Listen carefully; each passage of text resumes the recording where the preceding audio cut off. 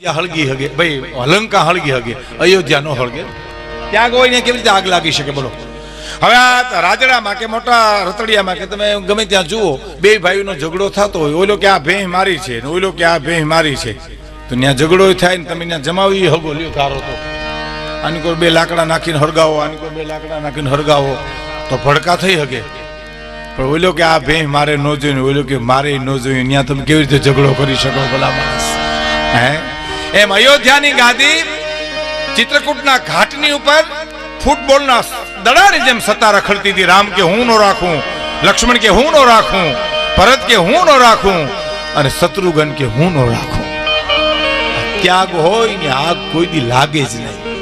મને એક જણે કીધું હતું, મને કે મહાભારતમાં રામાયણમાં ફેર શું? મેં કીધું રામાયણ મહાભારતમાં. મને કે નહીં, એક શબ્દમાં રામાયણ આવી જાય ને એક શબ્દમાં મહાભારત આવી જાય. મને કે બોલો. તો મેં કીધું એ ક્યાં શબ્દો? મને કે મારો ને તારો. લ્યો બોલો.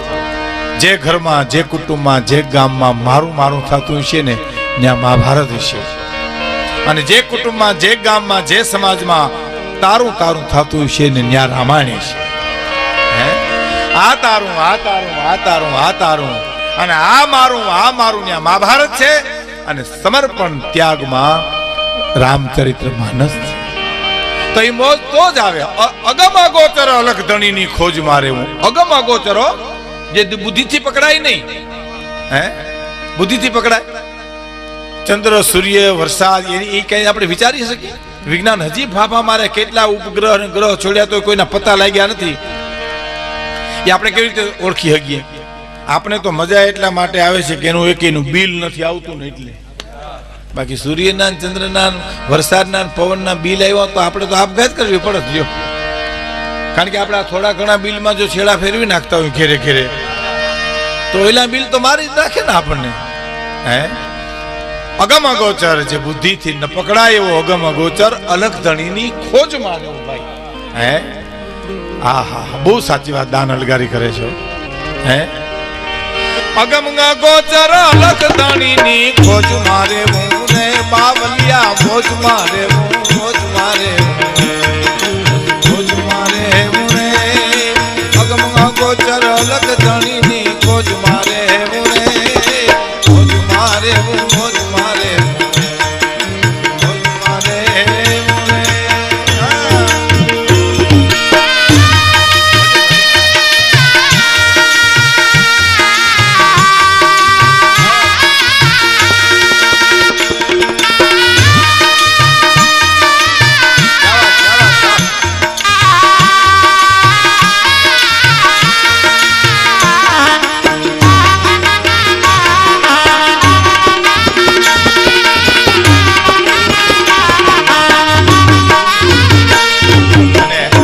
કડી સાંભળજો, બહુ સરસ.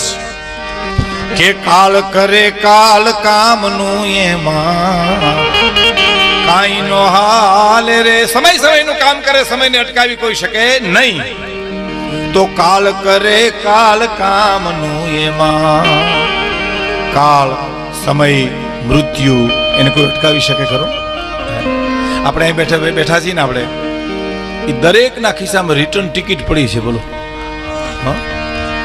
રવિ, સોમ, મંગળ, બુધ, ગુરુ, શુક્ર ને શનિ, એ આટલા વારમાંથી મારે તમારા ઉપર મુસાફરી કરવાની છે, પણ તારીખ જાણતા નથી ને એટલે અહીં કે રાખો ને જ્યાં સુધી હાલે ત્યાં. હે બાકી રિટર્ન ટિકિટ બધા ને, કારણ કે જન્મની સાથે મૃત્યુ આવ્યું છે, આપણે પછી મળ્યું નથી. પછી મળ્યું હોય ને તો એનું દુઃખ હોય. હવે તમે જુઓ, 5 મિત્રો જો આપણે ખોટા કરીએ ને તો આપણે દુઃખ લાગે અથવા તો પસ્તાવો થાય, પણ કાકો ખરાબ નીકળે તો વારસામાં મળ્યો, એનો શું આપણે પસ્તાવો કરવો? એ તો વારસામાં મળ્યો છે. જે હાર્યા આવ્યો એનો શું દુઃખ હોય? તો કાળ કરે કાળ કામનું એમાં કાઈ નો હાલ રે, મરવું જાણે મર જીવાને તો રમતા તાલે. કાળ કરે કાળ કામનું એમાં કાઈ નો હાલે, અને કાળ કરે કાળ કામનું એમાં કાઈ નો હાલે રે, અને મરવું જાણે મરજીવાને તો રમતા તાલે રે. જો ઘણા માણસો આ જિંદગીને રણનું મેદાન સમજે છે, ઘણા માણસો આ જિંદગીને રમતનું મેદાન સમજે છે. ઘણા આખી જિંદગી રણ મેદાનની જેમ જિંદગી જીવા કરે, આખેડા કરે, બાયધા કરે, જિંદગી પૂરી કરે. અને ઘણા રમતનું મેદાન કરે સમજી અને રમતા રમતા જીવન પૂરું કરી નાખે, દાંત કાઢતા કાઢતા જીવન પૂરું કરે. ઘણા આ જિંદગીને ડ્યુટી સમજે, વેચ સમજે, નોકરી સમજે. ઘણા જીવનને બ્યુટી સમજે, સુંદર સમજે. જીવન સુંદર છે, જીવવા જેવું છે. અને ઘણા વેચ, જાવું પડશે, ગાવું પડશે, બોલવું પડશે, ત્યાં થાક બહુ લાગે, કરવું પડશે, ત્યાં થાક બહુ લાગે. હાલભાઈ બહુ સારી વાત કરી. આપણે ચારણો તો થોડા આળસુ એ ખરા ને, એટલે મા શબ્દ એક જ દીધો, આ વધારે શબ્દો કદાચ નહીં બોલી શકે એમ, એટલે માં પૂરું થઈ જાય. આ બહુ સરસ છે ને શબ્દ દર્શન કર્યું છે. ઘણી આળસ, ઘણી આળસ. આળસની સાથે એક તમને સમજી લો, આળસ એ છે અને ચારણ સમાજ છે ને એ ઉદાસીન પણ છે. ઉદાસીન એટલે ઉદાસીન એમ નહીં સમજતા, પણ સંપત્તિ અને ભૌતિક સુખની સામે નજર ન કરનારો એક આ વર્ગ છે. આ હું પ્રશંસા નથી કરતો, ખોટું નથી બોલતો. આ સ્ટેજ છે, જો ખોટું બોલીએ તો આપણને પાપ લાગે, પણ સાચું ન કહીએ તો મહાપાપ લાગે. જેવી રીતે મેઘાણીએ લખ્યું છે કે ચારણ સમાજને હું જ્યારે જોઉં છું ત્યારે એના ચહેરા ઉપર મને ઉદાસીનતા દેખાય છે, સંન્યાસ પણ દેખાય છે. ઉદાસીનતા એટલે ઉદાસીન, સંપત્તિને સામે નજર ન કરવી, એના પેલા રડે. તમને દાખલો આપી દઉં. ભરતજી જ્યારે ભરદ્વાજ ઋષિને આવ્યા ને રામાયણમાં, ત્યારે એને ભરદ્વાજ ઋષિને કીધું કે રામ અહીં રાત રોકાણા હતા. એટલે ભરદ્વાજ ઋષિ એમ કહે છે, હા ભરતજી, રાઘવ અહીં રાત રોકાણા હતા.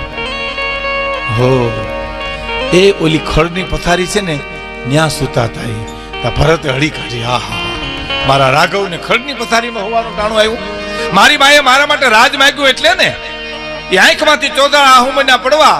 એટલે ભરદ્વાજ ઋષિ એને છાના રાખે છે, ભરતજી તમે અફસોસ કરો માં. તો ઋષિરાજ રામ મને યાદ કરતા હતા ભરતજી. તો તુલસીદાસજી એમ લખે કે ભરદ્વાજ ઋષિ શું કીધું ખબર? અરે ભરત, યાદ કરવાની વાત ક્યાં રહી બાપ. સવારના 4 વાગે હું જ્યારે સંધ્યા કરવા, પ્રાતઃ સંધ્યા કરવા જ્યારે ઉઠ્યો ત્યારે રામ સુતા હતા નીંદરમાં. હું આ બાજુમાંથી નીકળ્યો ને અને રોમ રોમ માંથી અવાજ આવતો તો, ભરત એ ભરત, ભરત એ ભરત.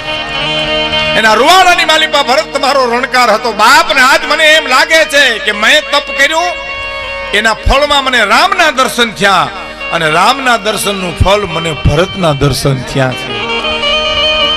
તમે એમ કહો છો મને યાદ કરતા હતા. એને રોમ રોમ ની માલિપાથી ભરતના રણકાર આવતા હતા. એટલે ભરતથી બોલાઈ ગયું કે તમે સાચું બોલો છો.